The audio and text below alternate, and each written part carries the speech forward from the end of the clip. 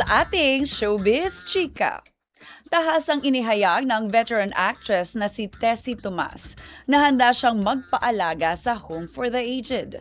Pero, ang tanong, dito nga ba sa Pilipinas o sa ibang bansa?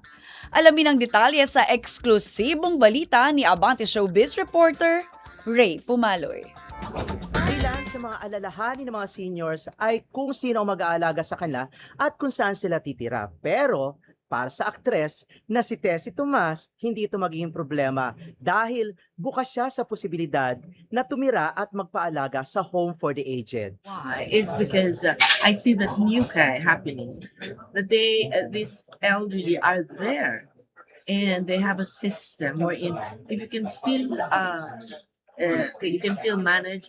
You will be put in what's called, pwedeng gawin nyo dito, yung facility, kunyari up and down lang, no?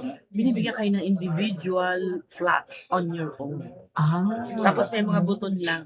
Kasi sanay sila mag-isa. Ngayon, ang asawa ko mag-isa. Pag nando kami dalawa lang, walang need. Ayon pa rin kay Tessie Tomas, magiging panatag at magiging masaya ang kanyang buhay sa piling ng mga kapwa seniors sa Home for the Aged. Ito po si Ray Pumaloy para sa Abante Showbiz.